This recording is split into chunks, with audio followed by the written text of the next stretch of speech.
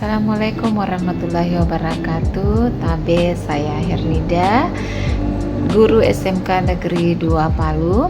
Kali ini saya akan bercerita praktik baik saya selama saya mengajar di kelas 10 MPLB. Cerita kali ini adalah belajar aksi di media sosial dan di lingkungan belajar di industri. Apa itu aksi? Adalah singkatan dari aktif, kreatif, senang, dan inovatif. Mengapa saya memilih lingkungan belajar di industri? Karena dasar-dasar kejuruan ini masih bentuk konsep supaya siswa tidak menghayal, siswa mengalami juga pengalaman belajar yang berbeda dibanding di kelas. Oleh karena itu saya memilih aksi di media sosial dan di lingkungan belajar itu menjadi pilihan saya untuk memperbaiki kualitas pembelajaran. Ada beberapa hal yang melatar belakangi mengapa saya memilih aksi sebagai pembelajaran kali ini. Yang pertama adalah karena adanya nilai rapor daripada SMK Negeri 2 Palu masih terdapat 59% kualitas pembelajarannya. Kemudian literasinya juga masih 74,42%, sehingga ini memberikan motivasi juga saya selaku salah seorang guru supaya bisa memperbaiki nilai rapor ke depannya. Kemudian juga yang kedua, bahwa maraknya media sosial yang sangat mempengaruhi hasil belajar siswa atau kualitas pembelajaran, di mana di tengah-tengah pembelajaran biasanya masih terdapat siswa yang suka bermedia sosial. Adapun tujuan dari pengalaman belajar yang saya lakukan adalah yang pertama, meningkatkan kualitas pembelajaran. Di antaranya adalah adanya peningkatan keaktifan siswa dalam proses pembelajaran. Kemudian pembelajaran ini juga bisa meningkatkan kreativitas siswa dalam menghasilkan ide-ide baru. Kemudian bisa juga meningkatkan motivasi belajar siswa dan bisa meningkatkan komunikasi dan kolaborasi antar siswa.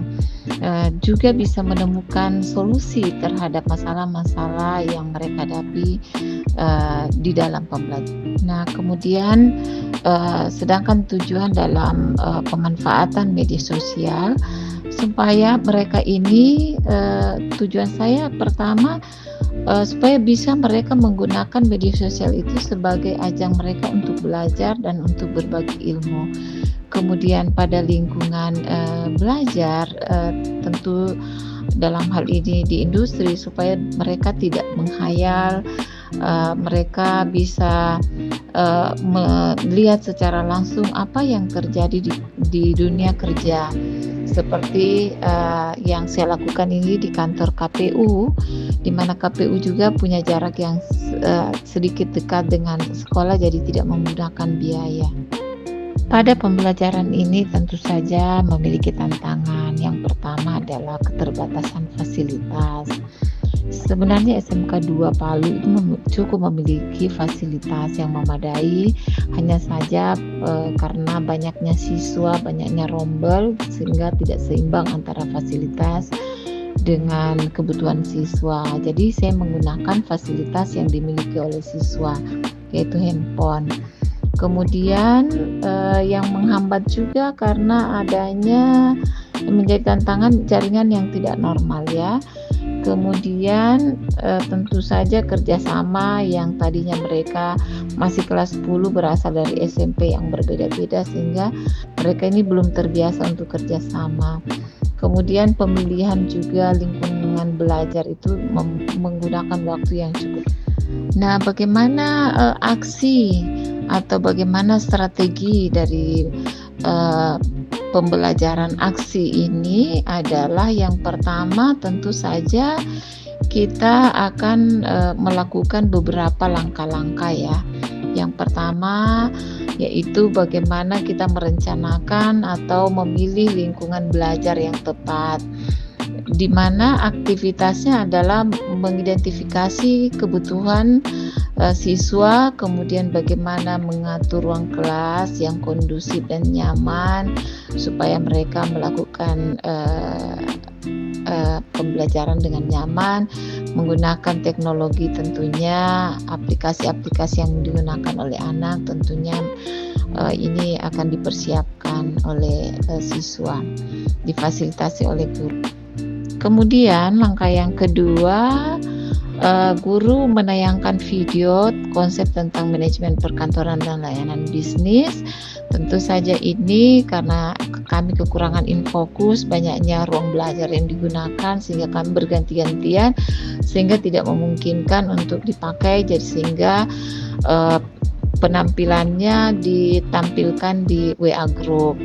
Kemudian siswa membuat resume atau yang biasa kita kenal juga seperti rangkuman, tetapi yang inti-intinya dengan menggabungkan bahan bacaan dari buku, internet, dan tayangan video yang sudah diberikan. Nah, selanjutnya juga kadang saya memberikan kasus untuk mengilustrasi konsep-konsep atau supaya mereka bisa menemukan atas kasus-kasus yang diberikan melalui konsep-konsep yang diberikan. Kemudian juga mereka diskusi kelompok, tetapi diskusinya tidak seperti mempresentasikan ya, diskusi biasa apa saja yang penting yang harus mereka nanti sampaikan di konten. Kemudian langkah selanjutnya adalah membuat konten ya. Langkah ketiga membuat konten di mana siswa dibagi beberapa kelompok.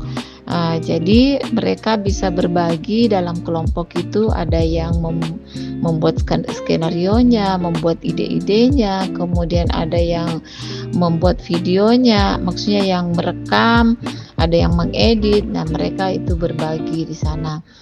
Kemudian mereka memilih atau siswa memilih tutor sebaya dari jurusan, kebetulan di sekolah kami ada jurusan maksudnya desain komunikasi visual yang biasa kita kenal dengan DKV, atau juga mereka bisa memilih teman yang bisa membantu mereka yang mengetahui tentang bagaimana teknik-teknik membuat konten yang sudah biasanya mereka memilih kakak kelas atau ada teman sekelas yang sudah mahir dalam dunia konten.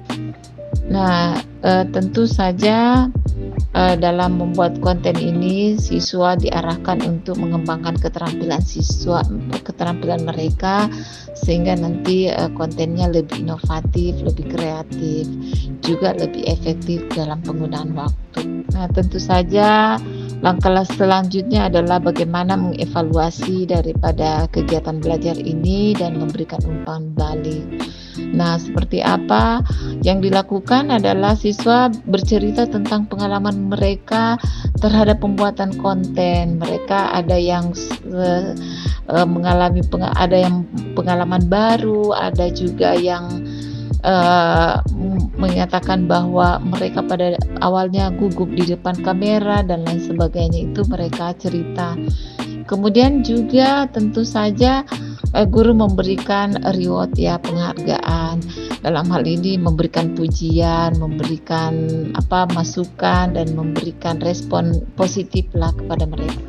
Nah, hasil dan dampak daripada pembelajaran ini yang didasari dengan langkah-langkah yang sudah saya buat, kemudian hasilnya saya bisa merasakan bahwa ada peningkatan kreativitas siswa dan keaktifan siswa, juga mereka lebih banyak memberikan ide-ide baru pada siswa, maksudnya dari siswa.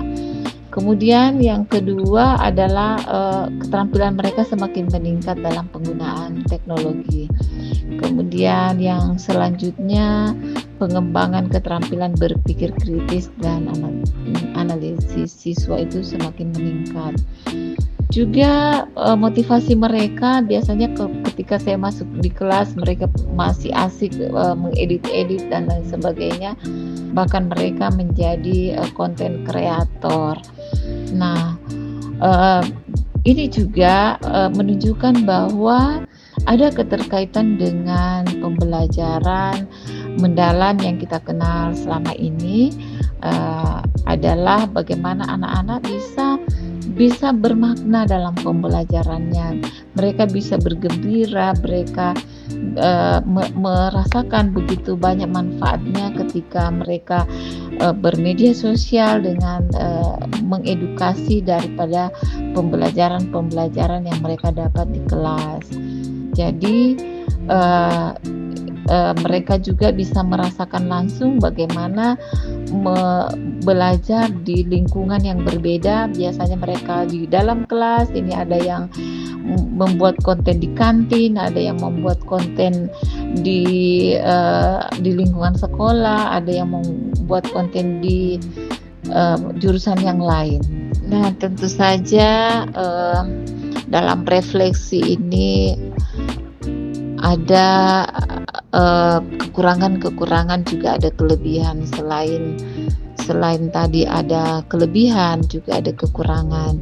Jadi kekurangan dalam, pembelajaran ini menggunakan waktu yang, banyak ya, kemudian, keterbatasan, akses internet, kemudian, mereka, masih menggunakan handphone ketika pembelajaran lain masuk. Juga, perlu, peningkatan, keterampilan baik guru maupun siswa dalam penggunaan teknologi. Kemudian tentu juga ini berdampak juga privasi data siswa ketika kita mengupload. Kemudian, masih perlu penyesuaian dengan gaya belajar siswa, tentu saja yang berbeda-beda. Nah, ada beberapa tips, dari saya. Tentu saja ketika kita, membuat, pembelajaran ini, bahwa yang pertama tentukan tujuan yang jelas. Kalau kita membuat RPP kan sudah sangat jelas di sana, harus menentukan tujuannya, berapa penggunaan waktunya, tujuan kontennya itu apa.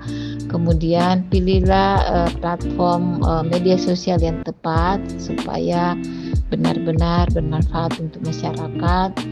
Tentu saja yang seterusnya adalah kontennya bisa lebih menarik. Ini kan karena sasarannya adalah siswa, maka, mungkin, lebih, menarik sesuai dengan selera siswa. Kemudian,